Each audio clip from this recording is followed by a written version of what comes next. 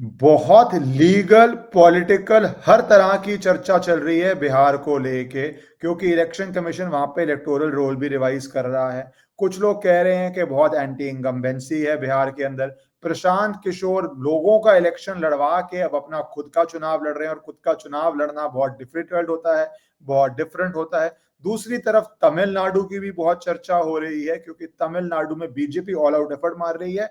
पर जो पिछले 40 साल से दो बड़े चेहरे थे, जयललिता जी और करुणानिधि जी, वो दोनों अब इस दुनिया में नहीं रहे हैं। तो क्या वहां पे सक्सेशन बैटल के अंदर, और क्या वहां पे चुनाव पे होना जा रहा है, ये सब चर्चा में रहता है।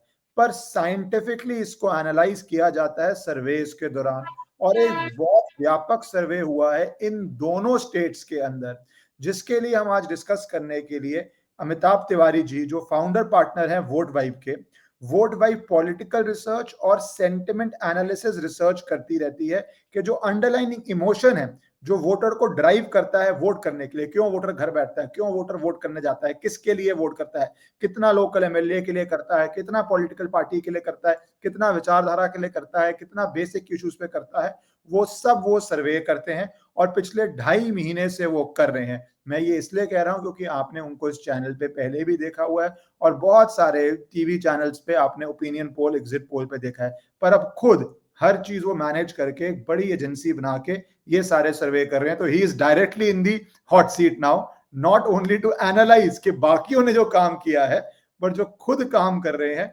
उसका। तो आज हम चर्चा करेंगे बहुत विस्तार से तेजस्वी यादव पे, नीतीश कुमार पे, प्रशांत किशोर पे, बिहार पे, थोड़ी तमिलनाडु पे भी। तो thank you Amitabh ji for coming and discussing जो आपने सर्वे किया है। Thank you Karan ji, always a pleasure to be here. Thank you. मैं पहले तमिलनाडु से थोड़ा शुरू कर लेता हूं, क्योंकि तमिलनाडु का मैं ब्रीफली करके बिहार पे ज्यादा फोकस करना रहा हूँ। तमिलनाडु का मैं सर्वे की एक दो चीजें डाल देता हूं कि कौन सी अलायंस को आप डेवलपमेंट के लिए ट्रस्ट करते हैं। तमिलनाडु की डीएमके आज भी 36% ला रहा है, पर एआईएडीएमके भी 32% ला रहा है। टीवी के एक थर्ड फैक्टर राइज किया है, और ये आप बिहार में भी बहुत सिमिलरिटी पाएंगे, जो लगभग 11.6% पे है। और साथ ही साथ यंग वोटर सरप्राइजिंगली डीएमके के साथ दिख रहा है, 37%, 18 से 34 की एज में, और 25 से 34 की एज में 34%। मैं ये सरप्राइजिंगली क्यों कह रहा हूं अमिताभ जी, क्योंकि जो पार्टी पावर में होती है यूजली यूथ उसके अगेंस्ट होता है। Youth is always a revolt sentiment, a revolutionary sentiment in a sense, जो सत्ता परिवर्तन की बातें करता है। तो डीएमके का ये वोट रिटेन कर पाना या इस वोट में बढ़त लेना मुझे काफी इंटरेस्टिंग लगा। और लगा कि क्या उन्होंने जो विचारधारा की लड़ाई अपने वे में शुरू करी हुई है, क्या उसका रेजोनेंस आ रहा है, यूथ को वो जोड़ पा रहे हैं। क्या है तमिलनाडु की ओवरऑल पिक्चर, आप अपनी भाषा में अपने वे में समझाइए।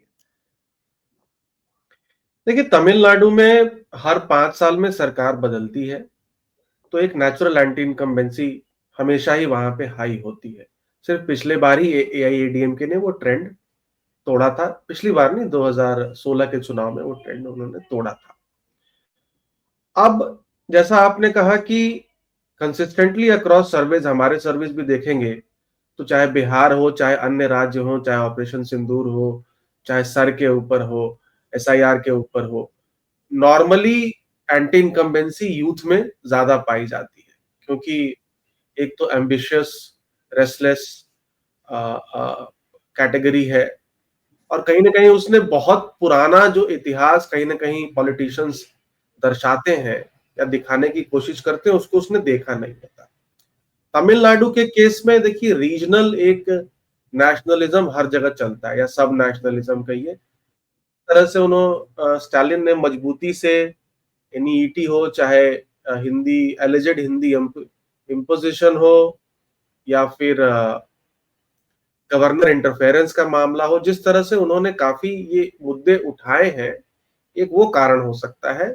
दूसरा कारण ये भी है कि तमिलनाडु में इंफ्रास्ट्रक्चर डेवलपमेंट भी काफी हुआ है, और it is among the top 3 states India में। GDP per capita, GDP growth, industrialisation, infrastructure creation, creation of jobs, उसकी वजह से भी ये सपोर्ट जो है हमको देखने को मिल रहा है। हालांकि हमने वो एग्जैक्ट रीजन नहीं पूछा है लोगों से कि यूथ जब सपोर्ट कर रहा है तो क्यों कर रहा है, बट मुझे लग रहा है ये 2-3 रीजंस हो सकते हैं। क्योंकि आपने कुछ की रीजंस आइडेंटिफाई किए, की इश्यूज, जो वुमेन सेफ्टी, मेरे ख्याल से ये तो हर शहर का इशू है, करप्शन, वेलफेयर, डेवलपमेंट, एल्कोहलिज्म। तो यहाँ पे AIADMK, Jayalalithaa, Stalin, in a sense Bharat में बहुत सारी डायनेस्टिक पार्टीज हैं, तो आप आके पार्टी कंट्रोल कर सकते हैं, कंट्रोल की फाइट नहीं है। AIADMK में तो वो फाइट भी एक थी और बड़ी उभर के थी, क्योंकि as such natural heir of the former chief minister वो उतना क्लियर नहीं है। एक जो बहुत क्लोज कुलीग थी वो जेल चली जा चुकी थी, शशिकला जी। तो ये एक डिफरेंट तरह से वहां पे पर्सपेक्टिव था। पर AIMDMK के भी बहुत स्ट्रॉन्ग नंबर्स आ रहे हैं, बहुत ज्यादा गैप नहीं दिख रहा चुनाव से इतना पहले। तो पार्टी ने अपने आप को रिकवर किया हुआ है या अपने वोट बैंक को होल्ड किया हुआ है वहां पे? देखिए, Tamil Nadu is a game of alliances. अगर आप स्टैंड अलोन स्ट्रेंथ देखेंगे तो AIADMK is a stronger party than DMK, लेकिन DMK के पास स्टेबल और एक बड़ा कोalition और अलायंस है। अगर आप 2000 से लेकर के 2021 तक का चुनाव देखें तो 5 चुनाव हुए हैं तमिलनाडु में। स्टैंड अलोन बेसिस पे AIADMK को 4 चुनावों में 4 आउट ऑफ 5 वोट शेयर ज्यादा आया है। जब भी AIADMK जीतती है वो स्टैंड अलोन बेसिस पे सिंपल मेजोरिटी लेती है। जब भी DMK जीतती है वो अलायंस के हेल्प से सिंपल मेजोरिटी अचीव करती है। जब भी DMK हारती है वो 20-30 सीटों पे पहुंच जाती है जब हारती है वो। लेकिन जब AIADMK हारती है तो 60-70 सीटों पे रहती है। तो AIADMK स्ट्रक्चरली एक स्ट्रॉन्ग पार्टी है। जैसा आपने बताया भी कि जयललिता की के डेथ के बाद EPS has emerged as the clear leader of AIADMK now. और बीजेपी ने शायद वो एक मिस्टेक जो करी थी OPS को बैक करके और TTV दिनकरन को बैक करके लोकसभा में, वो उनको रियलाइज हुआ, तभी वो उन दोनों को छोड़ करके आज AIADMK या EPS के साथ है, क्योंकि एक भी MLA OPS या दिनकरन अपने साथ नहीं लेके जा पाए और लीगली भी EPS वो चैलेंज पार्टी के कंट्रोल का जीत चुके हैं। तो ये बात है।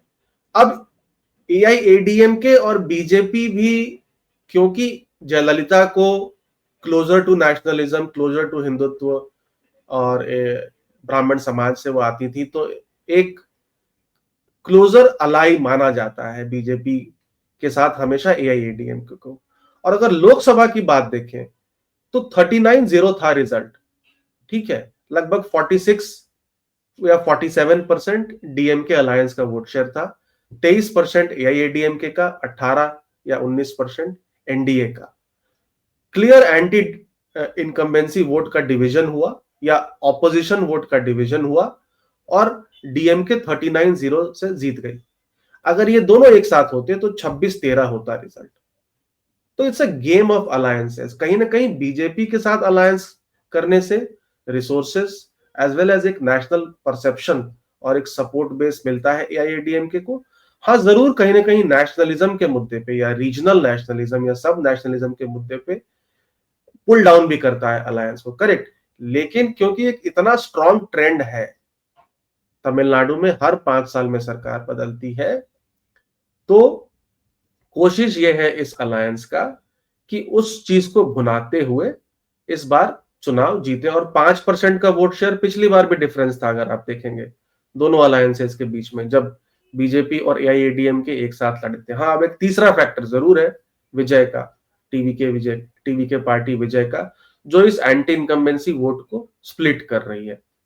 तो इस एंटी इनकम्बेंसी वोट को कंसोलिडेट करने की जरूरत है AIADMK बीजेपी अलायंस को। और मोमेंटम, अभी तो चुनाव में टाइम है, लेकिन वही एक ऐसा राज्य है जिसमें दोनों पार्टीज ने अपने स्ट्रेटेजिस्ट को भी हायर कर लिया है और वहां पे काम भी शुरू हो गया है, करेक्ट। दोनों रीजनल पार्टीज हैं, तो आप समझ सकते हैं इंपॉर्टेंस इस चुनाव का। क्योंकि जैसा आपने कहा, जयललिता और करुणानिधि के डेथ के बाद दोनों लीडर्स पहली बार एक तरह से अपने बलबूते पे, अपने दम पे इस चुनाव में उतरेंगे और कहीं ना कहीं तमिलनाडु की पॉलिटिक्स को भी डिफाइन करेगा।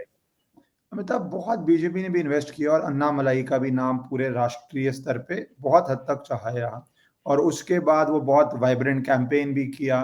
पर अब बीजेपी ने स्ट्रैटेजी लगता है चेंज कर ली है उससे, और हम सुनते हैं कि नेशनल जनरल सेक्रेटरी बनाया जाएगा या नेशन में उसका कैबिनेट में लाया जाए, जो भी किया जाए। पर तमिलनाडु पॉलिटिक्स में जो आपने सर्वे किया, वहां से एक स्टेप डिफरेंट दिशा में जा रही है बीजेपी, जो पहले अन्नामलाई के साथ स्पेयरहेड करके जिस तरह करना चाह रही थी क्रिएट, कुछ एक स्ट्रैटेजी शिफ्ट दिख रही है आपको बीजेपी की वहां पे? हाँ, देखिए, क्लियर क्लियर स्ट्रैटेजी शिफ्ट है, क्योंकि लोकसभा चुनाव में जो स्ट्रैटेजी बीजेपी ने फॉलो किया तो उससे नुकसान क्लियरली हुआ। ना सिर्फ बीजेपी को हुआ, एआईएडीएमके को भी हुआ। लेकिन इतना क्लोज इलेक्शन जब हो गया नेशनली, तो यहां से अगर 10-15 सीटें, जो कि उम्मीद थी पहले भाजपा को और एनडीए को कि इस बार शायद वहां पे ब्रेक थ्रू मिलेगा, वो मिल नहीं पाया। देखिए, मैं इसको दिल्ली में कांग्रेस की स्थिति से हमेशा कंपेयर करता हूं। कांग्रेस के पास इस बार क्या ऑप्शन था कि भाई मजबूती से लड़ो। ठीक है, वो आप डिबेट कर सकते हैं कितनी मजबूती से लड़ी पार्टी अल्टीमेटली। आम आदमी पार्टी, सॉरी, इस मजबूती से लड़ने की वजह से हो सकता है आम आदमी पार्टी हार जाए और भाजपा जीत जाए, लेकिन आम आदमी पार्टी का जो स्पेस है उसको वापस कैप्चर करे। तो बीजेपी के पास ये ऑप्शन था विधानसभा में कि लोकसभा चुनाव की तरह दोनों अलग अलग लड़े, डीएमके को फायदा हो, एआईएडीएमके चुनाव हार जाए और भाजपा भी हार जाए, और बाद में अगले 5 साल में बीजेपी एआईएडीएमके के वोट शेयर को अप्रोप्रिएट करने की कोशिश करे। ये एक मतलब एक लॉन्ग टर्म स्ट्रैटेजी रही है, लोकसभा के टाइम भी यही थी। लेकिन पार्टी ने इसको छोड़ के, मतलब इसको छोड़ते हुए एआईएडीएमके के साथ जाना ज्यादा वाजिब समझा है, क्योंकि Tamil Nadu is a game of alliances. और शायद पार्टी को लगता है कि सरकार में रहकर या वहां सत्ता में रहकर इस जो एक नॉन द्रविडियन वोट शेयर है, लेट से, उसको अप्रोप्रिएट किया जा सकता है। तो एक शिफ्ट ऑफ स्ट्रैटेजी है, मतलब लॉन्ग टर्म गेन्स के लिए आप कह सकते हैं एक तरह से उन्होंने एक टैक्टिकल शिफ्ट लिया है। क्योंकि जनरली हर स्टेट में बीजेपी बहुत अग्रेसिव स्ट्रैटेजी लेती है कि हम अपने ही स्पेस बनाएं, पर interestingly both Tamil Nadu Bihar BJP अपनी स्पेस बनाने में इवन इस दौर में 2014 ऑनवर्ड जो है, दोनों जगह ही सफर कर रही है। एक तरफ पहले सोचती है अपना बनाया, 2015 में बिहार कर लीजिए, यहाँ पे ट्राई करती है, बट समा उस तरह जो बाकी बहुत सारे इनफैक्ट बहुत डिफिकल्ट प्रदेशों में हो गया है, असम फॉर एग्जाम्पल या वेस्ट बंगाल में क्लियर ऑपोजिशन पार्टी है बीजेपी, सत्ता में आए ना आए ऑपोजिशन पार्टी बहुत क्लियर है। इन दोनों जगह, बिहार तो है एटलीस्ट डोमिनेंट पार्टी, बट यहाँ पे ये प्रॉब्लम अभी भी चल रही है। और आपको इस समय थोड़ा चुनाव दूर है, पर आपने कहा बहुत रिसोर्स रिच स्टेट है, तो सारी पार्टीज अभी से ही एक्टिवली लग गई हैं। तो as things stand, before I go to Bihar, as things stand, आप क्या वहां पे आपके की टेकअवेज हैं तमिलनाडु से, द की पॉइंट्स? देखिए, अभी की मतलब आज अगर चुनाव हो तो क्लियरली, क्योंकि विपक्ष का वोट स्प्लिट हो रहा है दो बड़े दलों में, तो डीएमके को एज है। लेकिन ये चुनाव मुझे कहीं ना कहीं पिछली बार आपको ध्यान होगा 2023 तेलंगाना चुनाव की तरह ऐसा दिख रहा है मुझे अभी आज की डेट में, जब 3 महीने पहले तक बीआरएस क्लियर फेवरेट था और कोई नहीं कह रहा था कि कांग्रेस ये चुनाव जीत सकती है, क्योंकि इतना मजबूत ट्रेंड है उस राज्य में और एंटी इनकम्बेंसी है। जो कि कभी कभार क्या होता है कि आज की डेट में मीडिया मैनेजमेंट, जो कि हर जगह है, हर राज्य में है, सेंट्रल लेवल पे भी है, उसकी वजह से वो एंटी इनकम्बेंसी कभी ना कभी दिखती नहीं है आपको जब आप सरकार में होते हैं, करेक्ट। लेकिन पब्लिक मुद्दे बता रही है, वुमेन सिक्योरिटी एक्सेट्रा मुद्दे हैं। अगर टीवी के ये 11-12% के रेंज में ही रुक जाता है ना, तो एआईएडीएमके मुझे लगता है, या एआईएडीएमके बीजेपी अलायंस को बहुत स्ट्रॉन्ग चांस है इस चुनाव को जीत लेने का। लेकिन अगर एआई टीवी के 15% या उससे ऊपर वोट शेयर उसको आ जाता है, तब कहीं ना कहीं वो नुकसान जो है वो एआईएडीएमके बीजेपी को उठाना पड़ सकता है। तो अब देखना पड़ेगा कि विजय की पॉपुलैरिटी एक्चुअली वोट शेयर में कितना कन्वर्ट होती है। पर हिस्टोरिकली जो थर्ड पार्टी है वो चुनाव आते आते, बिकॉज लोग वोट वेस्ट नहीं करना चाहते, यूजली वो नहीं डाउनफॉल की तरफ ही जाती है। बहुत रेयर एग्जांपल है मेरे ख्याल से दिल्ली ऑफ 2013 जब थर्ड फ्रंट इतना आगे निकल गया कि वही डोमिनेंट प्लेयर बन गया एक तरह से, कांग्रेस बीजेपी से भी मेरे ख्याल से बराबर था, ऊपर था, जो भी था, तो वो रेयर ही होता है। तो बट अगर वो रेयर इवेंट नहीं होता तो आज की डेट में BJP ADMK NDA has a very good chance, जो आपका अभी की स्थिति तमिलनाडु की लग रही है। क्योंकि 2.5% का ही स्विंग चाहिए एक्चुअली, अगर आप पिछले, क्योंकि अगर 5% की लीड थी पिछले बार डीएमके को, और पिछले बार एआईएडीएमके बीजेपी दोनों एक साथ लड़े थे, तो यानी सिर्फ 2.5% का स्विंग चाहिए आपको सिंपल मेजोरिटी के लिए, जो कि 5 साल के एंटी इनकम्बेंसी के बाद उतना बड़ा स्विंग नहीं है। अब आ जाते हैं बिहार पे। पहले तो बिहार पे मैं चर्चा करना चाहूंगा एसआईआर की, कितना इम्पैक्टफुल है, क्योंकि विपक्ष ने तो एक स्ट्रैटेजी बना ली है, अभी राहुल गांधी के लीडर ऑफ ऑपोजिशन के बीच डिनर होस्ट कर रहे हैं कि ये मुद्दा उनके हिसाब से संविधान खतरे में है टाइप ऑफ मुद्दा है, जो उनको यूपी के अंदर अनएक्सपेक्टेड गेन्स दे गया, महाराष्ट्र में भी दे गया, जो बहुत लोग एनालाइज नहीं कर रहे थे, बट वो कार्ड चला कि हाँ भाई संविधान खतरे में है, जो कोड वर्ड बन गया कि आपके राइट्स दिए जाएंगे। क्या एसआईआर जितना विपक्ष बना रहा है और जितना इन अ सेंस बीजेपी कैजुअली कह रहा है कि नहीं इतना बड़ा मुद्दा नहीं है, आप आके पेपर दीजिए, मैं उस पर नहीं जाऊंगा कोर्ट में क्या हो रहा है, मैं ये भी नहीं जानना चाहूंगा आपसे कि ये मुद्दा जो बीजेपी कह रही है टेक्निकल डिटेल्स क्या है, सही काटा जा रहा है, गलत अगर है, मैं इमोशन पे जानना चाहूंगा, क्या इमोशनली लोगों के लिए ये मुद्दा बन रहा है बिहार में या नहीं बन रहा है? देखिए, जब हमने लोगों से पूछा तो मुझे लग रहा है कि ज्यादा ये पॉलिटिकल पार्टीज ने अभी तक ये मुद्दा बनाया हुआ है, क्योंकि जब हमने लोगों से पूछा तो 35% लोगों का कहना था कि एसआईआर जो है वो इलीगल वोटर्स को हटाने की कवायद है। लगभग 15% लोगों का कहना था कि ये एक रूटीन एक्सरसाइज है।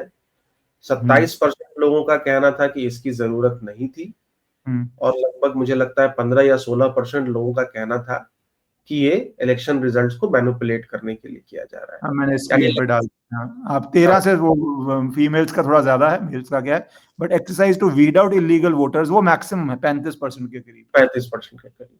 तो 50% लोग कह रहे हैं कि it's positive exercise, illegal voters को हटाने के लिए, और रूटीन एक्सरसाइज है।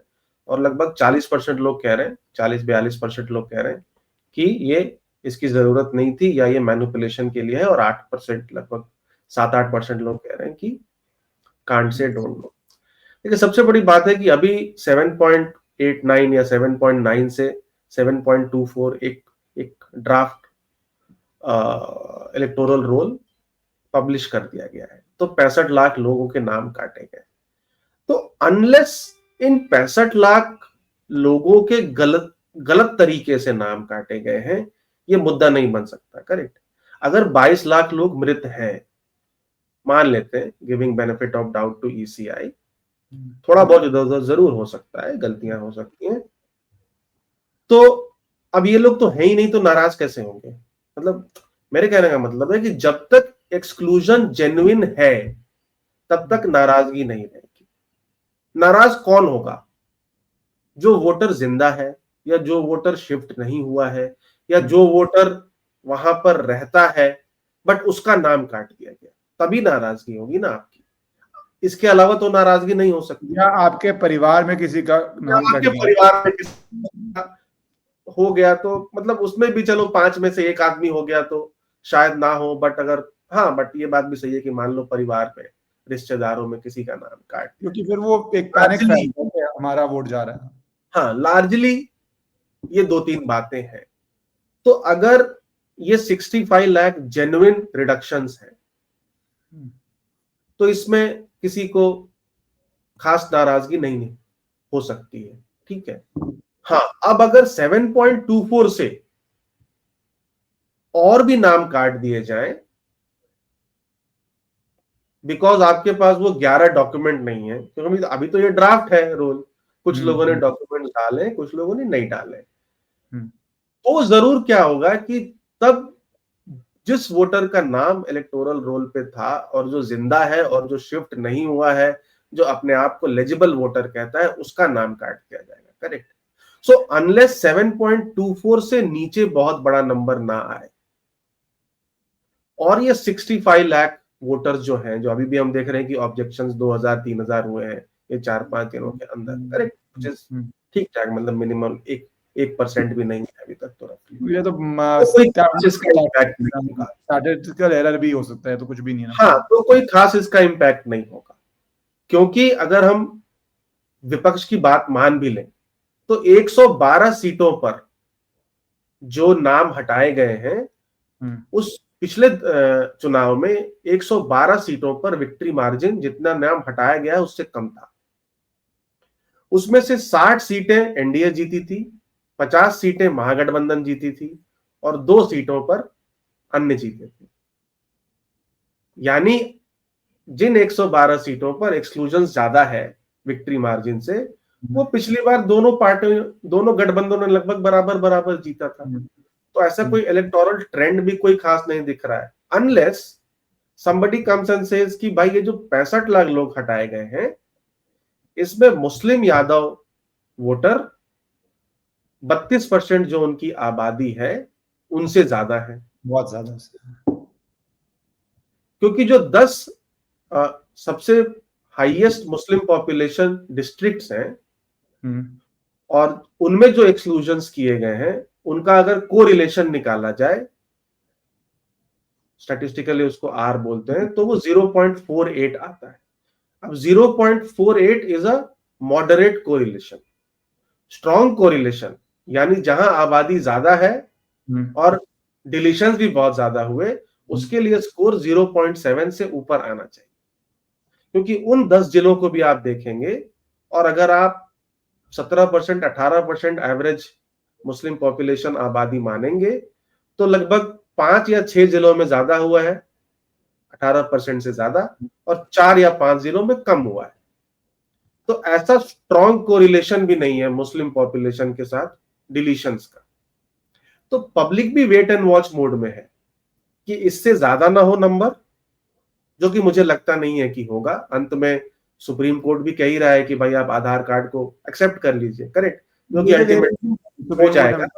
कहा नहीं है, एक ऑब्जर्वेशन थी वो। हाँ, मतलब सजेशन था और दिल्ली कोर्ट की सजेशन मान लीजिए। हाँ भाई, 65 लाख लोग, भाई अगर 65 लाख लोग भी जो हटाए गए हैं वो भी कम नहीं है ना, 8% है आपके इलेक्टोरल रोल, 8.2 8.3% है। तो अगर और ज्यादा डिलीशंस ना हो और ये 65 लाख जेन्युइन है, तो मुझे नहीं लगता ऐसा कोई मुद्दा बन पाएगा।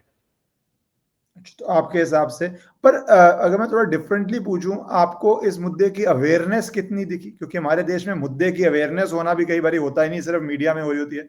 मुद्दा मतलब लोगों के कानों में है, एक्सरसाइज हो रही है, अवेयरनेस है, डॉक्यूमेंट सबको डालने पड़ रहे हैं, तो awareness factor is there. Awareness तो है क्योंकि डॉक्यूमेंट्स पहुंच गए हैं घर घर। जो बीएलएस बीएलओस की बात करी जा रही है, तो डॉक्यूमेंट्स तो पहुंच गए हैं घर घर। तो ये इतना एफर्ट क्यों मार रहे हैं? राहुल गांधी बोल रहे हैं यात्रा करेंगे इस इशू पे, ये आपको लग रहा है कि स्ट्रेटेजिकली इतना उनका क्या फीडबैक है जो इतना एफर्ट मारना जा रहा है इस स्पेसिफिक मुद्दे पे? जबकि मुद्दे और भी, अनएम्प्लॉयमेंट, होता है सब पे आऊंगा, unemployment, law and order, jungle Raj, deaths हो रही हैं, उसकी जगह इस पे इतना फोकस का रीजन क्या लग रहा है आपको? देखिए क्या है कि अब राहुल गांधी को लोकसभा चुनाव के बाद, हरियाणा की तो उन्होंने उतनी बात नहीं करी है, बट महाराष्ट्र उनके हिसाब से फिक्स था चुनाव, क्योंकि उन्होंने उसके ऊपर आर्टिकल्स वगैरह पे, तो उनकी एक अभी एक धारणा बन गई है कि इलेक्शन कमीशन ऑफ इंडिया जो है वो बीजेपी को रिजल्ट्स मैनिपुलेट करने में मदद करता है। एक वो धारणा उनकी बन गई है। अब उनकी धारणा जब बन जाती है किसी भी चीज को लेकर, हमने देखा है चाहे वो राफेल का मुद्दा हो, चाहे वो चौकीदार चोर हो, वो उस मुद्दे को खींचते हैं, भले ही पब्लिक सपोर्ट उसके फेवर में हो या ना, या स्ट्रेटेजिकली आपके लिए इतना इंपॉर्टेंट हो या नहीं। क्योंकि मैं तो इसको डिफ्लेक्शन मानता हूं। ये SIR exercise is a deflection strategy perhaps of the BJP, क्योंकि आज पिछले 1 महीने से ना कोई बेरोजगारी की बात कर रहा है। लॉ एंड ऑर्डर जो एक इतना इंपॉर्टेंट मुद्दा मिल गया था महागठबंधन को, मैं लॉ एंड ऑर्डर डालना चाहता हूं स्क्रीन पे। हाँ, जिसपे सुशासन बाबू या नीतीश कुमार का जो सबसे स्ट्रॉन्ग पॉइंट है, करेक्ट, जो मुद्दा आपको लैप में मिल गया, जो रिसेंट इंसिडेंट्स हुए, आप उसको भी नहीं भुना पाए।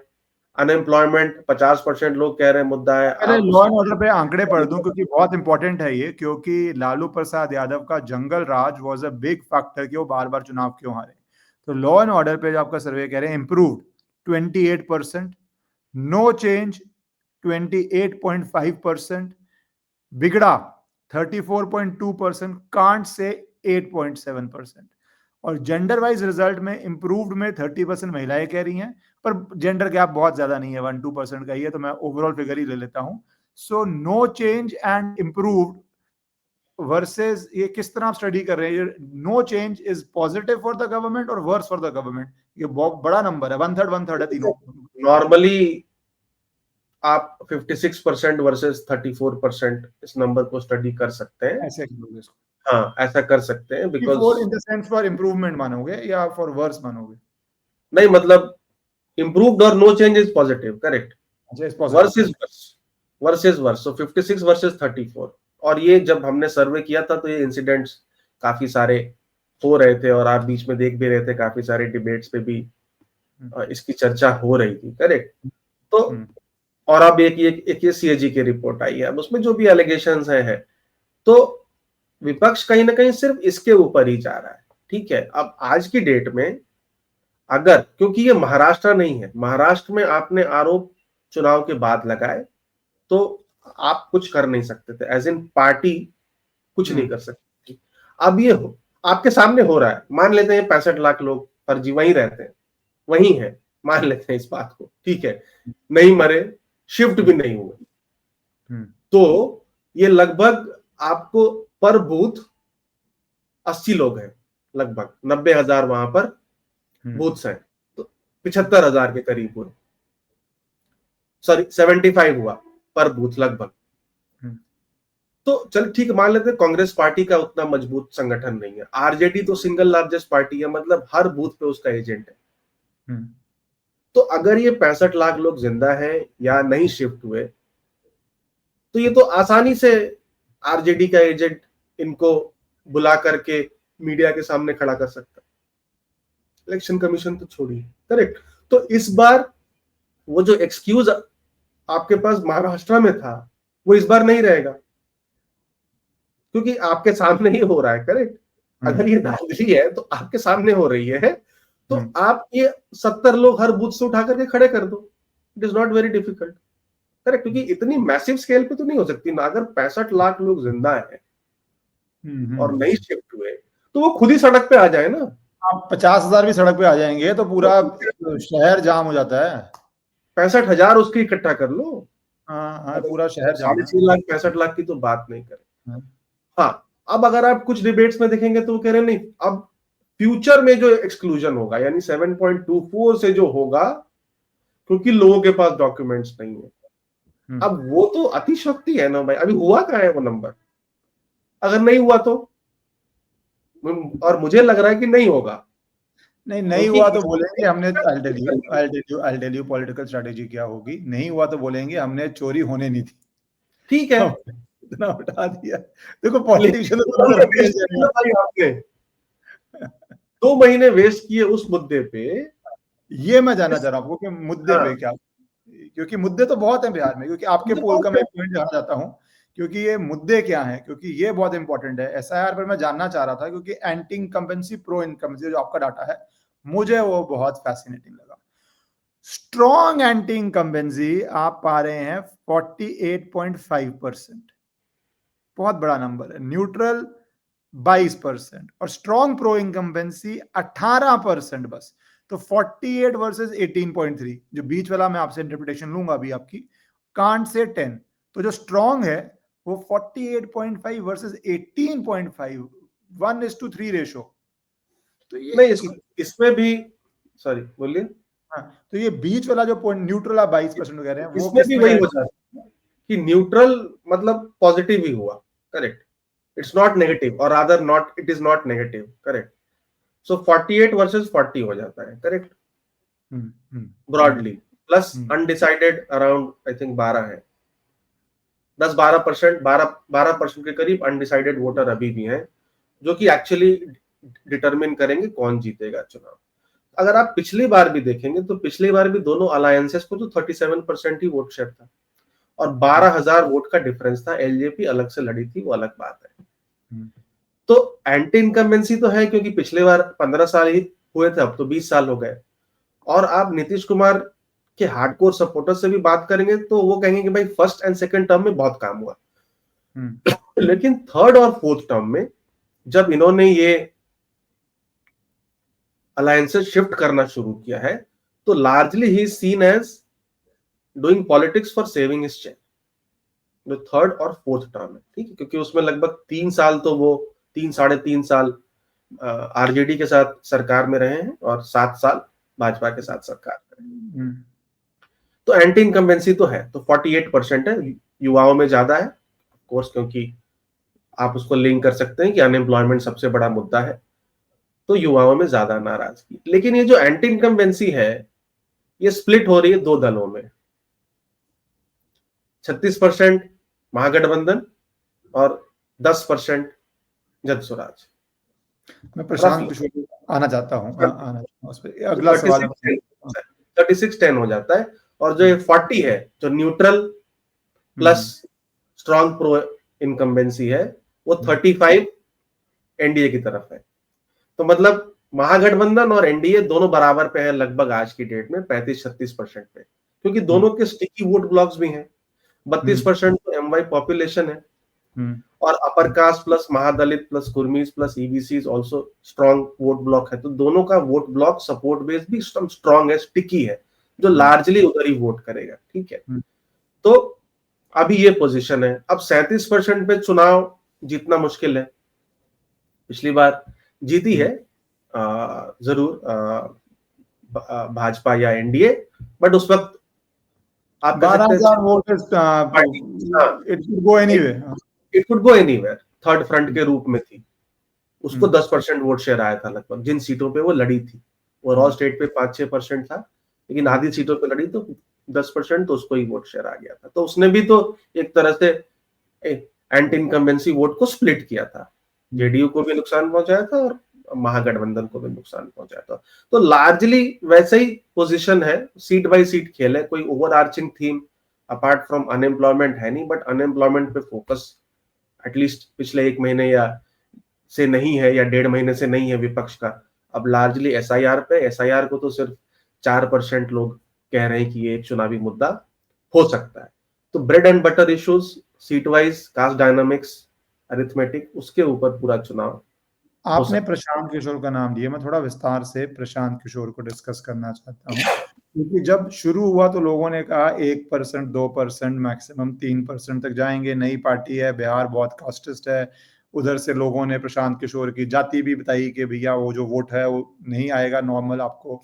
तो और नया व्यक्ति के लिए पार्टी खड़ी करना बिहार जैसी जगह में, दिल्ली तो एक अर्बन जगह, आप 1 मिनट में सबको सब जगह पहुंच सकते हैं, 1 घंटे में पूरी दिल्ली घूम सकते हैं इफेक्टिवली, अगर आप सुबह निकलें तो, ट्रैफिक जाम में ना फंसे तो। जबकि बिहार इससे फंडामेंटली बहुत डिफरेंट है। तो प्रशांत किशोर का जो ये आपकी में फिगर आ रही है, मेरे ख्याल से 12% लोग उनको प्रेफर कर रहे हैं, लाइक कर रहे हैं।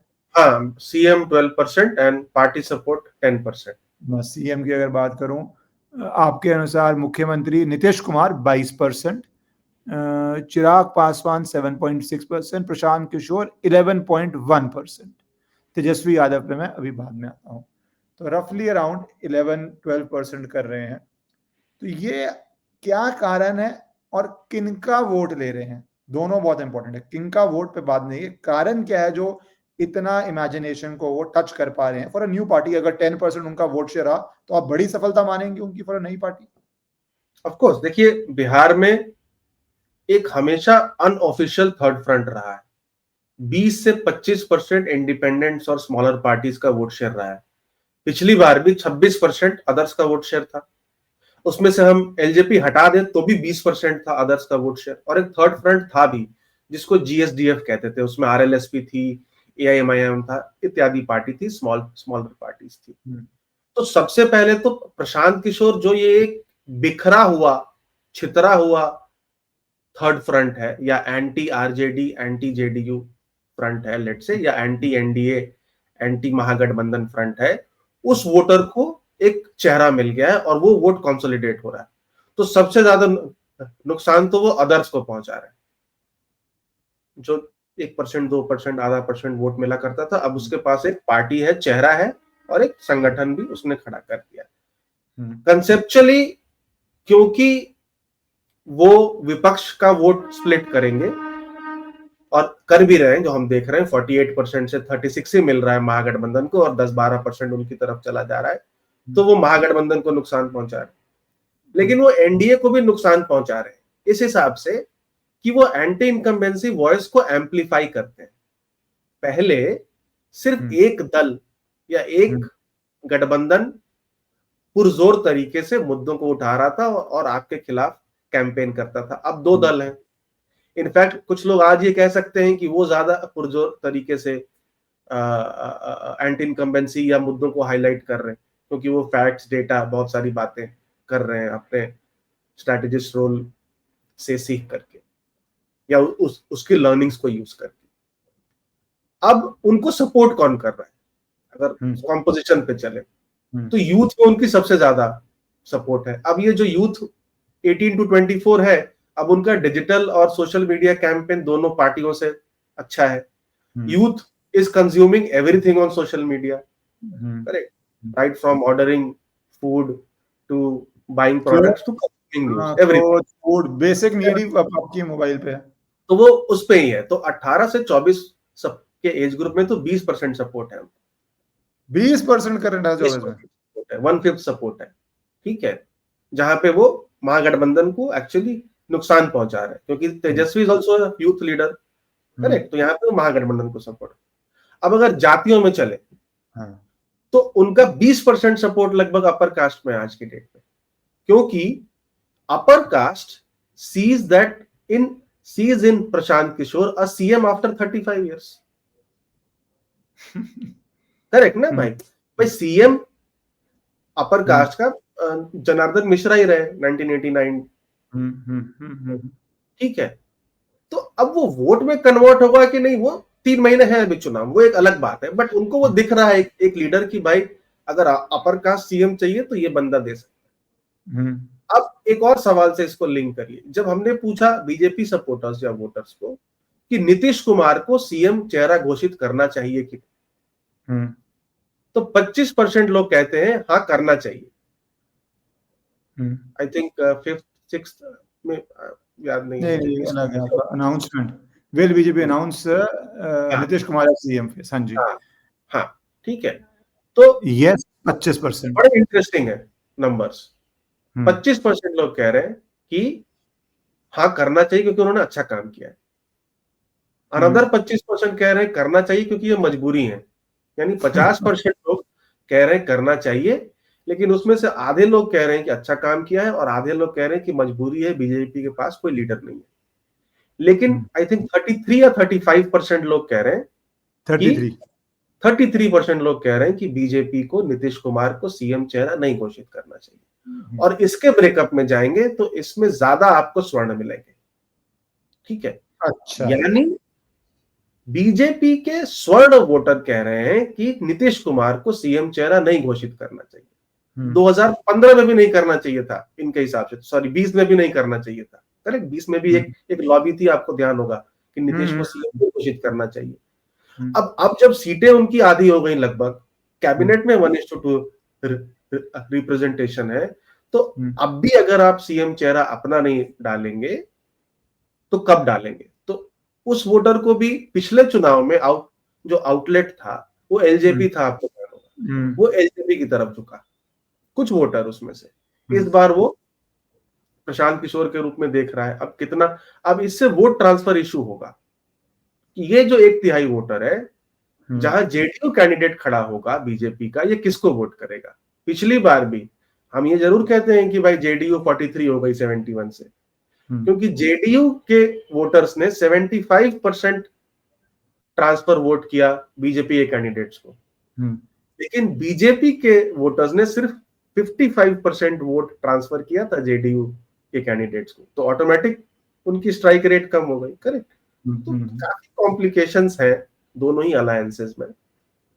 बट इस बारी क्या नीतीश कुमार का वोटर भी उतना स्टिकी वोटर है कि जैसे पिछली बारी उन्होंने रियलाइज किया, एक टाइम पे बीएसपी का वोटर इतना स्टिकी होता था, तो उन्होंने रियलाइज किया कि बीजेपी के वोटर ने नीतीश कुमार को इतना नहीं किया, तो क्या बीजेपी को रिस्क है कि इस बारी नीतीश कुमार का वोटर भी 75 की जगह 60% या 55% ट्रांसफर करे, या वो बीजेपी ने मैनेज किया हुआ है? नहीं, वो डिपेंड करता है सीट डिस्ट्रीब्यूशन टॉक्स पर, वो डिपेंड करता है अब अलायंस में कैसे आगे बात चलेगी, वो डिपेंड करता है चिराग पासवान जो अभी एक ऑपोजिशन विद इन अलायंस बने हुए हैं, अटैक करते रहते हैं, क्योंकि जेडीयू और उनका कभी बनने वाला नहीं है। तो एलजेपी वोटर क्या करेगा जहां पे जेडीयू का कैंडिडेट है, क्योंकि आज तक एलजेपी ने कभी नीतीश कुमार के नाम पे वोट मांगा ही नहीं है। 2015 में अलग ही अलायंस था, 2020 में वो अलग लड़े, 14, 19 और 24 तो मोदी के नाम पे उन्होंने वोट मांगा है, करेक्ट। तो और वो एक एंटागोनिस्टिक वोट ब्लॉक है, ठीक है। तो इसीलिए भी आप देख रहे हैं कि एज पर जो भी रिपोर्ट्स आ रही हैं, भले ही सीट 1:2 हो या 1:1.75 है, अभी भी जेडीयू 100 के आसपास और बीजेपी 100 के आसपास, यानी दोनों बराबर लड़ेंगे। तो उस केस में अगर दोनों बराबर लड़ेंगे तो vote transfer JDU to BJP effective रहेगा जैसा पिछले बार था। बीजेपी टू जेडीयू डिपेंड करता है कि उस सीट पर, उस पर्टिकुलर सीट पर प्रशांत किशोर किस कास्ट के कैंडिडेट खड़ा कर देते हैं। आप मान रहे हैं कि प्रशांत किशोर अब एनडीए के साथ नहीं लड़ेंगे, उनको इतनी सीट्स प्रशांत किशोर कहाँ लड़ेंगे एनडीए के साथ? प्रशांत को नहीं, चिराग पासवान। नहीं, चिराग पासवान लड़ सकते हैं एनडीए के साथ, नहीं लड़ेंगे तो क्योंकि उनको क्या है, जो डिमांड है वो किस कोटा से पूरी होगी, वो भी एक चर्चा चल रही है, क्योंकि चिराग पासवान, वो भी एक चर्चा है। अगर वो ज्यादा अटैक करेंगे तो नीतीश कुमार तो कह देंगे भैया कि भाई हमें दे दो 122 सीटें और आप ले लो 122, जिसको देना है दो। वो चर्चा चल ही रही है। एलजेपी एक विचित्र पार्टी है हिंदुस्तान में। एलजेपी ही एक ऐसी पार्टी है जिसके number of MPs number of MLA से ज्यादा है, ठीक है। तो अगर तो 5 लोकसभा एमपी दिखते हैं उस पार्टी के, बट भाई वो अलायंस नहीं हो तो क्या 0.5 भी ना, करेक्ट। और जब आप 2015 में लड़े विद इन अलायंस, एक सीट आई विधानसभा में, 2020 में अलग लड़े, एक सीट आई। तो एलजेपी को भी पता है कि अकेले लड़ेंगे तो सीटें तो नहीं आएंगी, मतलब वोट कटर का आप एक रोल प्ले कर सकते हैं। अब महागठबंधन में भी जगह नहीं है आपको 30 सीटें देने की। 30 तो चलो यहाँ आपको शायद मिल जाए, 30 फिर भी शायद आपको यहाँ मिल जाए, क्योंकि अब अलायंस में वीआईपी नहीं है, तो एक 10-11 सीटों का वैसे ही एक बफर है।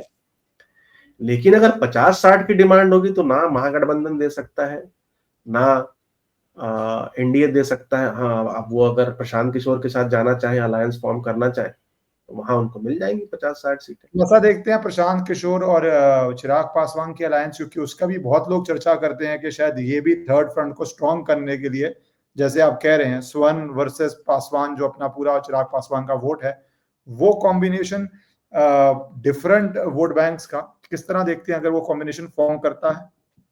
देखिए, एक बात तो जरूर है कि बिहार जो है अब फ्यूचर लीडर्स की तरफ देख रहा है, एक पोस्ट नीतीश एरा की तरफ अग्रसर है बिहार। तो उसमें 3 लीडर तो ये साफ साफ खड़े हैं। तेजस्वी यादव हैं, क्योंकि उनके पास एक 32% स्ट्रॉन्ग सपोर्ट है। उसी पे मैं एंड में आना चाह रहा था। चिराग पासवान है, उनके पास लगभग 10% सपोर्ट आ रहा है, 5-6% उनको अपनी जाति का है, वो भी युवाओं में ठीक ठाक पॉपुलर है, और एक प्रशांत किशोर। तो ये 3 यंग लीडर्स खड़े हैं। अनफॉर्चुनेटली फॉर बीजेपी, इन तीनों के टक्कर का बीजेपी का कोई लीडर नहीं है, करेक्ट। तो जो आप बात कह रहे थे, जैसे महाराष्ट्र में आपको ध्यान होगा 2014 के चुनाव से ही BJP became the clear bigger brother of the alliance. Bihar में 2020 के चुनाव के बाद भी despite higher number of seats, almost double, BJP अभी तक बिगर ब्रदर ऑफ अलायंस नहीं है।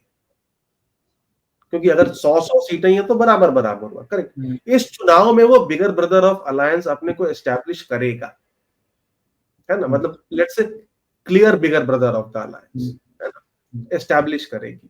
बट उसके पास कोई लीडर नहीं है। देखिए, लीडरशिप वैक्यूम सबको दिख रहा है, करेक्ट। तो अब वो चिराग पासवान को डिसाइड करना है, बट उनके लिए दिक्कत ये है कि अगर वो जनसुराज से कम सीटों पे लड़ते हैं तो क्लियरली वो एक्सेप्ट कर दे रहे हैं कि वो प्रशांत किशोर से भी छोटे लीडर हैं, करेक्ट, क्योंकि वो तो बहुत सालों से उनकी पार्टी है, इनकी पार्टी तो भाई अभी आई है, तो वो हो नहीं सकता, ठीक है। और उस अलायंस में अगर वो जाएंगे भी तो वो एज अ बिगर ब्रदर जाना चाहेंगे, क्योंकि भाई पार्टी सालों से है और सीएम फेस की तरह जाना चाहेंगे। अब वो स्टिकी पॉइंट है, ठीक है, क्योंकि सबके एम्बिशंस हैं, तो अभी देखना पड़ेगा कैसे मतलब ये अलायंस। अब आते हैं तेजस्वी यादव पे, क्योंकि आपने कहा पोस्ट नीतीश कुमार बिहार पॉलिटिक्स देख रही है, वैसे ही पोस्ट लालू प्रसाद यादव तो देख चुकी है एक सेंस में। पिछले चुनाव में अनएक्सपेक्टेडली एक टाइम पे लोग कहेंगे तेजस्वी यादव की पार्टी ने परफॉर्म किया, क्योंकि 6 महीने पहले उस चुनाव से पहले कोई नहीं सोच रहा था कि इतना क्लोज चुनाव हो जाएगा, इतना टाइट चुनाव हो जाएगा जितना टाइट उस समय चुनाव हुआ। अब जो आप दिखा रहे हैं कि तेजस्वी यादव को कितने लोग, ओहो इस पे आगे एक मिनट, तेजस्वी यादव को लाइक करते हुए मांगते हुए लोग ऑलमोस्ट 32% है। हाँ, ये एज वाइज होगा, इसमें यूथ अच्छा और ये ये, अलग इसके ऊपर होगा वो। हाँ हाँ नीतीश कुमार 25%, तेजस्वी यादव 32%। तो आज की डेट में वो क्लियर नंबर 1 चॉइस है, पर बहुत बड़ी चॉइस नहीं है। 32% जो उनका एम वाई कॉम्बिनेशन है उसके आसपास ही है, तो उस कॉम्बिनेशन के लिए तो ये अनडिस्प्यूटेड नंबर 1 चॉइस है। बट इसके बाहर क्या वो निकल पाए हैं पिछले 5 साल में? और जो कांग्रेस का उनको सपोर्ट पिछली बारी कुछ नहीं था, तो आप तेजस्वी यादव की, अगर मैं ब्रॉड क्वेश्चन पूछूं, पॉलिटिक्स क्या देख रहे हैं इस समय की और पिछले साल की जो चुनाव की तरफ वो बढ़ रहे हैं, उनकी क्या पॉलिटिक्स आप देख रहे हैं? देखिए, उनके साथ एक स्टिकी वोट बैंक है 32% के लगभग का। हालांकि जो आप भी जिक्र कर रहे हैं कि जो decline in popularity of Nitish Kumar है, क्योंकि दोनों पिछले चुनाव में 37% पे थे लगभग, तो जो decline in popularity of Nitish Kumar है वो तेजस्वी यादव की तरफ नहीं जा रहा, क्योंकि वो एंटागोनिस्टिक वोट ब्लॉक ही है एक तरह से। क्योंकि नीतीश कुमार का वोट ब्लॉक कौन है भाई? Upper caste due to BJP, कुर्मी, ईबीसी, महादलित। अब ये एंटागोनिस्टिक वोट ब्लॉक है आरजेडी के, तो ऑब्वियसली उस तरफ नहीं जाएंगे, तो ये जा रहे हैं चिराग के पास कुछ और जा रहे हैं प्रशांत किशोर के पास। तो नीतीश कुमार के डिक्लाइन का गेन नहीं हो रहा है तेजस्वी यादव को, तो वो एक स्ट्रक्चरल चैलेंज है आरजेडी के साथ कि भाई एमवाई के बियॉन्ड एक्सपेंशन, और अभी भी अनएम्प्लॉयमेंट मुद्दा या पलायन जो उससे रिलेटेड मुद्दा है, या जो इन्होंने क्लेम करते हैं कि 4-5 लाख जॉब्स उन्होंने क्रिएट करी जब वो डेप्यूटी सीएम थे, उसका हालांकि उन्होंने क्रेडिट तो ले लिया है समहाउ, ठीक है, बट यूथ में उनको कंपटीशन आ गया है चिराग पासवान और प्रशांत किशोर से, बस 3 लीडर वहां हो गए, है ना। अब उनको भी ये समझ आ रहा है कि भाई बिना ईबीसी या दलित वोट लिए, मतलब जो नॉन पासवान वोट लिए, चुनाव जीता नहीं जा सकता है। तो बहुत सारे सम्मेलन वगैरह कर रही है पार्टी, छोटे छोटे कास्ट ग्रुप्स की सम्मेलन कर रही है, और कुशवाहा समाज का तो लोकसभा में भी ठीक ठाक सपोर्ट आरजेडी को मिला है ना। तब देखेंगे कि जो एक सीट ही थी पहले, वो अभी 9 या 10 सीटें हो गई इंडिया ब्लॉक की, है ना। तो अगर एक नंबर आप देखेंगे तो 225 सीटों पर 2019 में एनडीए आ गई थी विधानसभा चुनाव, आई मीन असेंबली लीड्स में, लोकसभा में, तो 225 से 125 पे पहुंची, करेक्ट। और इस बार आई थिंक 162 पे है, 160 62 एनडीए एंड 83 इंडिया ब्लॉक, क्योंकि वो 10 सीटों पर इंडिया ब्लॉक, तो कुछ हेडवे किया है उन्होंने, जरूर किया है, तभी 32% की पार्टी को 37% वोट शेयर है ना, और 32 का 32 पूरा तो मिलता नहीं है, करेक्ट। पिछली बार आप ये कह सकते हैं कि लगभग 25-26% ही इन दोनों कास्ट ब्लॉक से आया होगा, तो बहुत वोट मिल गया था, तो एआईएम तो सारा ही उसी चंक से खा के, 17% सपोर्ट उसको मुस्लिम समाज का मिल गया था पिछली बार, तो लगभग 10-11% अदर से आया था इन लोगों को, इंडिया ब्लॉक को। तो अब देखना पड़ेगा कि ये जो एफर्ट्स मारे हैं उन्होंने, उसका बेनिफिट मिलता है। तेजस्वी के एफर्ट हो गए, कांग्रेस ने भी एक अपनी तरफ से दलित कार्ड खेला है, राष्ट्र तो पता ही है हमें, पर बिहार में भी दलित स्टेट प्रेसिडेंट बनाया, एक अपनी तरफ से कार्ड खेलने की कोशिश की है। और कम्युनिस्ट का एक स्ट्रक्चर्ड वोट, ऑर्गेनाइज्ड वोट अपना जो होता है, जो अगेन मार्जिनलाइज्ड वोट ही वो कहते हैं, तो वो क्या इस बारी, पिछली बारी Congress flop miserably, but Lok Sabha में वो थोड़ा बेटर कर पाई थी बिहार के अंदर 24 में। तो क्या कांग्रेस का जो ये दाव है, ये कुछ जमीन पे परकुलेट कर रहा है, कुछ दलित वोट जोड़ पा रहा है इस गठबंधन के साथ? देखिए 2% लोगों की पसंद बन के उभर तो रहे हैं राजेश राम जी, ठीक है। अच्छा, वो भी लिस्ट में आ गए, मैंने ध्यान नहीं दिया। हाँ, अच्छा, वो भी राजेश लिस्ट राम में 5.3% आ गए। हाँ, अच्छा, और सम्राट चौधरी लगभग 4% है मुझे लग रहा है। हाँ, तो सम्राट चौधरी भी लिस्ट में है, अब हाँ, हाँ, 7%, हाँ। तो अब आने तो लगे हैं वो लिस्ट में, ठीक है, विच मीन्स की तीर तो सही चलाया है, सॉर्ट ऑफ करेक्ट, क्योंकि बिना ईबीसी एंड और दलित नॉन पासवान वोट आप जीत नहीं सकते ये चुनाव। तो उन ट्रैक्शन थोड़ा बहुत मिलना शुरू हुआ है। तो मुझे लगता है कि कांग्रेस को इस बार वैसे भी शायद कम सीटें ही मिलेंगी, तो कम सीटें मिले, लेकिन अगर डेप्यूटी सीएम की पोजीशन मिल जाए या इनकी प्रोजेक्शन कर दी जाए कि ये डेप्यूटी सीएम होंगे, तो समाज का वोट जो है और इकट्ठा हो सकता है ना। एक और भी डिफरेंस है, सॉरी, एक और डिफरेंस है बीजेपी और या एनडीए और इसमें। एनडीए के पास एक कंबाइंड लीडरशिप है, ठीक है। नीतीश कुमार, चिराग पासवान, मांझी महादलित वोट लेके आते हैं, सम्राट चौधरी कुशवाहा कोयरी वोट लेके आते हैं, सब अलग अलग कास्ट ग्रुप्स के वोट्स लेकर के आते हैं इस कोएलिशन में, विजय सिन्हा। लेकिन महागठबंधन के पास एक ही लीडर है, ठीक है, उसके पास कंबाइंड लीडरशिप नहीं है। अभी भी दीपांकर भट्टाचार्य की ऐसी पोजीशनिंग नहीं है, या वो दिखते नहीं है बहुत ज्यादा। राजेश राम की ऐसी पोजीशनिंग नहीं है, सिर्फ साहनी की पोजीशनिंग है जो 50-60 सीटें मांग रहा है और जो जिनका कोई खास बेस नहीं, करेक्ट। तो अगर इन लोगों को डेप्यूटी सीएम की तरह पोजीशन किया जाए तो थोड़ा और वोट जो है वो इकट्ठा हो सकता है, क्योंकि दलित सीएम या डेप्यूटी सीएम एनडीए तो नहीं दे रहा, ठीक है। और अगर चिराग कल को डेप्यूटी सीएम बनते भी हैं तो पासवान जाति को ही रिप्रेजेंट कर रहे हैं लार्जली, 5%, 5.5% वोट शेयर।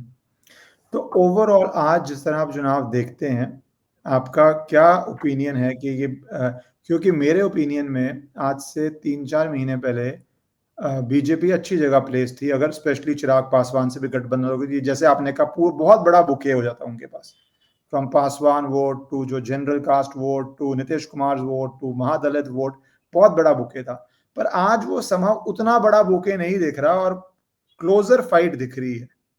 तो आज की स्थिति में ये क्या पेपर पे क्लोजर फाइट है, पर उनका बुके बहुत बड़ा है, संगठन बहुत बड़ा है, बीजेपी कंफर्टेबली प्लेस्ड है, या आपके ओपिनियन में टू क्लोज टू कॉल है? किस तरह देख रहे हैं, या फिर महागठबंधन को एज है? आप किस तरह इसकी जो आपकी कंक्लूजन निकली है इस हफ्ते की, वो क्या निकली है? चुनाव तो कांटे की टक्कर ही है, और अभी 3 महीने हैं चुनाव में, seat by seat hyper local चुनाव है। बहुत ज्यादा चेहरों या ऑपरेशन सिंदूर इसका चुनाव नहीं रहने वाला है, सीट बाय सीट। ऑपरेशन सिंदूर का क्या वहां पे असर हुआ है? मतलब उसमें कोई खास असर नहीं रहेगा जब तक चुनाव होने को जाएगा, ठीक, क्योंकि बहुत हाइपर लोकल चुनाव होगा ये, seat by seat caste arithmetic के हिसाब से होगा। बिहार में हिंदुत्व नहीं चलता है, इसका एक आप समझ सकते हैं एक तरीके से कि अगर हम कहते हैं कि महागठबंधन का वोट बैंक 32% है, ठीक है, तो 68% तो एनडीए का वोट बैंक है, विच comprises of upper caste, Kurmi, non Yadav, OBC, EBC, महादलित, पासवान। 68%, 68% जिसका टारगेट एड्रेसेबल मार्केट है, उसको 42% वोट शेयर आता है। अगर मैं चिराग पासवान की पार्टी को जोड़ भी दूं, 37+5, मतलब मैसिव लीकेज है। 68 से 42 पे आप जा रहे हैं, और जो पार्टी 32% की है वो 37 पे जाती है। तो Hindutva is not a very big factor here, correct. Here caste wise हर एक सीट पे, ठीक है, आपका कास्ट ब्लॉक तो है ईबीसी, लेकिन आपने ईबीसी कैंडिडेट नहीं दिया और सामने वाले ने दे दिया, मान लेते हैं फॉर एग्जांपल, तो कुछ वोट वहां चले जाएंगे। जो कांग्रेस के 19 लोग जीते हैं, ज्यादातर उसमें से अपर कास्ट के कैंडिडेट्स हैं, तो जहां जेडीयू या बीजेपी का ईबीसी ओबीसी कैंडिडेट है और अपर कास्ट कैंडिडेट दे दिया महागठबंधन ने MY उसको पूरा का पूरा पड़ गया, थोड़ा भी उसने खींच लिया तो जीत गया। करेक्ट। तो बहुत कास्ट वाइज वोटिंग, तो Hindutva as a unifying factor यहाँ पे काम नहीं करता है। तो अभी के हिसाब से कांटे की टक्कर ही है, सीट बाय सीट चुनाव होगा। सीट डिस्ट्रीब्यूशन कैसा होता है, रेबल कैंडिडेट्स कितने होते हैं, प्रशांत किशोर किस सीट पे किसको डैमेज करते हैं, बिकॉज अलग अलग सीटों पे अलग अलग लोगों को डैमेज करेंगे। करेक्ट। क्योंकि 10% वोट शेयर तो उनको बाईपोल में भी आया था, है ना, जब 4 सीटों पे बाईपोल्स हुआ था। तो लार्जली वो एक कास्ट गणित बिठा के ही कैंडिडेट देंगे, जहां पे आरजेडी ने मुस्लिम नहीं दिया वहां पर उन्होंने दे दिया, तो वोट तो कटेगा ना, 5,000 कटेगा, 10,000 कटेगा। अभी भी आप देख रहे हैं ग्रोथ का स्कोप है, या जो स्टिकी वोट है, अदर्स में तो बहुत ले लिया उन्होंने, इनफैक्ट डोमिनेंटली ले ही लिया अदर्स का, पर अब जो MY में भी सेंध मारना, या कुर्मी में सेंध मार पाना, या स्वर्णों में कुछ मारी है सेंध पर और सेंध मार पाना, आप देख रहे हैं प्रशांत किशोर का हेडरूम और है, या आपको लगता है कि जहां पहुंचना था वो ब्रॉडली वहां पहुंच चुके हैं? देखिए, परसेप्शन में हो सकता है 2-3% और बढ़ जाए अगले 3 महीनों में, लेकिन जो वोट शेयर रहेगा वो परसेप्शन से कम रहेगा। ठीक है। तो अगर अभी दिख रहा है वो, जैसे अगर 12% CM फेस है लेकिन सपोर्ट 10% ही है। करेक्ट। जबकि 32% CM फेस है अगर तेजस्वी, तो 36% सपोर्ट है। 25% नीतीश कुमार है तो 35-36% सपोर्ट है, बट इनका कम रहेगा vote share compare to the perception for CM। तो हो सकता है कि अगले 2-3 महीनों में 15% तक भी पहुंच सकते हैं इन CM फेस। ठीक है।